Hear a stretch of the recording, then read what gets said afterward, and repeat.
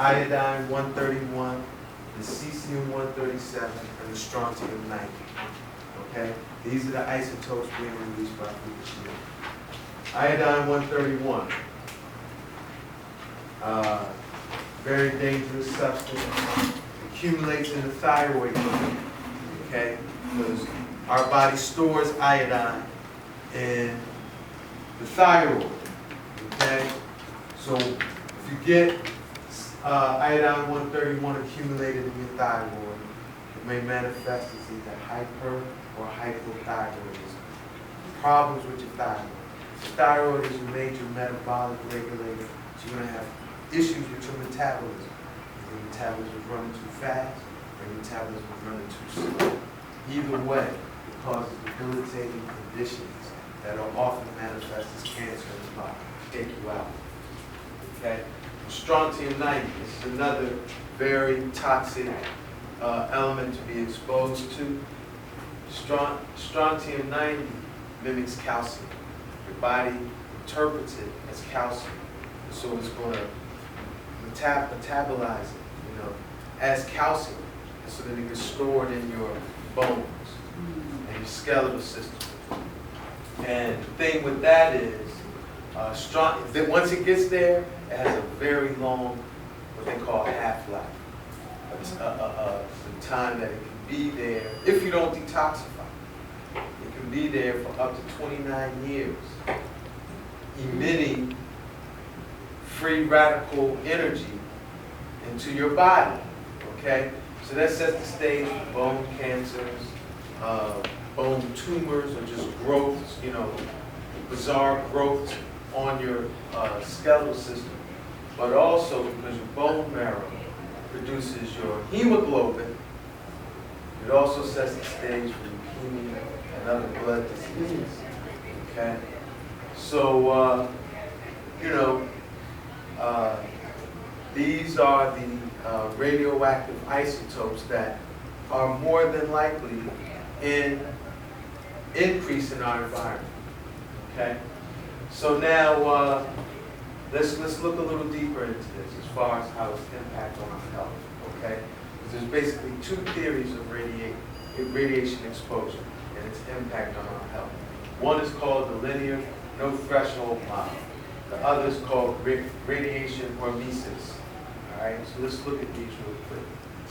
The linear no threshold model. This is basically the Western medical model of radiation exposure. Okay? And what it says is any radiation exposure beyond normal background radiation. The sun, Sirius, all the stars, they emit radiation. We're exposed to radiation all the time. It's called background level. But the linear no threshold model says like any elevated levels of radiation exposure is dangerously toxic, and it can add up over time to equal a large one-time exposure. Like if you were at Hiroshima or Nagasaki, one of these places that got an atomic bomb dropped on. If your doctor and dentist are mindful, they're going to monitor how many x-rays you receive over a given period, because the idea is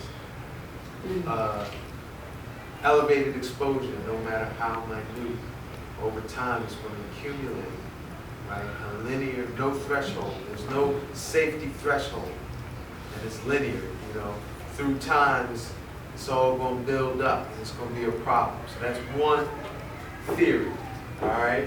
Y'all with me? Yeah. All right. The next theory is called radiation hormesis, also known as radiation homeostasis. All right? Homeostasis is balance. It's the body's desire to establish balance, right? And so what radiation homeostasis or hormesis says is that low doses of radiation, right, may trigger repair mechanisms in the body. Because the body wants to get homeostasis, it wants to establish balance, right? So these elevated levels of radiation, right, may trigger repair mechanisms that otherwise would not be triggered, so that a low level exposure will have the opposite effect of a high level exposure and actually induce health and wellness. All right? So hormesis comes from the Greek word hormone, which means to impel or to urge on, right? And we live this reality, right? Because we know, like there's a common saying in our community, whatever doesn't kill us only makes us strong, right? And the reality is that our DNA has a upgrade, automatic upgrade. So you know how like if you got your automatic upgrade on your Windows system, right? It might be a computer virus that's created that can compromise the operating system, but you got automatic upgrades. So blue, you know, the solution is just download it and bam, your system's protected. So our DNA has that same power, you know, from the Most High, you know. So that biochemical mechanism by which homeostasis or hormesis is achieved, Western medicine, they still don't really fully understand, right? So that's why they don't really factor that thing in, right? But again, like what I feel, it's just like, you know, what they say, no, well, I was told that there's no weapon formed against us that's going to prosper. That's what I heard, you know? So, right, I have to, you know, are we Thyroidism, thyroid issues run through the family. The goiter. And I heard you say that this particular form of iodine can cause, it's a toxic, can cause both hyper and hypo. Yes. And that's was a point of confusion.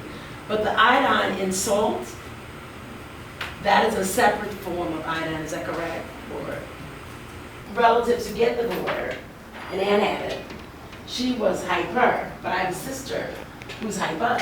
And so Metabolism is both a reflection of a thyroid, Right. the problem with the thyroid. So Right. it can go either way. oh, that's the confusion. I can Yeah. expand on that. Okay. So goiter just basically means an enlarged thyroid. Right, If it's hypo, that means that the thyroid is not producing enough right. thyroxine, the hormone. Okay. So you can have a goiter Weight on gain. one side because the other one is overactive, trying to compensate for the one that's not active. So it's gonna get bigger, hypertrophy, like muscles. Mhm. If it's hyperthyroidism, then it's producing too much because the hormone that's supposed to give it that negative feedback to kick it off and say we've got enough in the body, you can chill, it's not cutting it off. So it's getting bigger because it's working too much. So that's why you can have certain substances that can cause hyper or hypo and still get a goiter because it's either working too much because it's not being turned off, or it's working too little, and one of them, because there's two of them, one of them is working hard. And genetics does play a role, that's what they say with everybody, but we all were born with damaged DNA, because our DNA carries the memory of our ancestors and what they were exposed to. But there's a lot of things outside of the environment in our diet that are called goiterotrophic, you know, substances that will create this hyper or hypothyroid condition. So they should look at their diet to see what things they're ingesting is causing their thyroid to be off balance. Sister, can I just comment, would you say that the table salt that we be consuming versus the sea salt would be one that would probably trigger the Yeah. thyroid? And that's why they say throw all your table salt out, Exactly. out and use sea salt because it has more nutrients Right. out there. That would Okay. help the thyroid. So Absolutely. they're from the old school. They've been using table salt Mhm. for years, Mhm. and that's just killing us. The table Yes. salt. Yeah, that's definitely Opposed want to the that. one, you know, the sea salt. Because I don't even know if your body can assimilate it in that form. See, then the concern becomes if seaweed is contaminated. But that's why you need a Is- Geiger is- counter, Yeah, That's because why we're gonna you- use the sea salt, right? same Right. source. That's my concern. Yes. You were talking about the crystals. I just want your thought about, at one point in time, we were carrying watches, and the watches have the crystals in order to record and work. The court, So, yes. so was it one of the crystals that you were showing that, on the screen? But yeah, I mean, all modern technology is based on quartz technology, Okay. crystal technology. But those crystals have been denatured. So it's just like the difference between cane, sugar cane, and white sugar. Sugar cane is high in zinc, it's high in manganese and magnesium and potassium.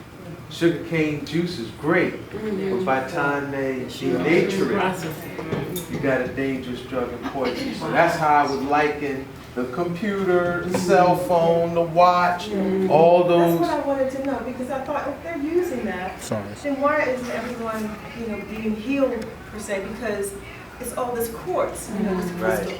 It's denatured. So the frequencies that are coming off of those things, those inhibit cellular communication. Our cells resonate at 7.8 hertz per second. So 7.8 cycles per second. That's the resonance that our cells communicate on. That's the same frequency as the ionosphere. That's the same frequency that clear quartz in its natural state will hold. Okay? So that's the spectrum that we want more of in our environment. But these emit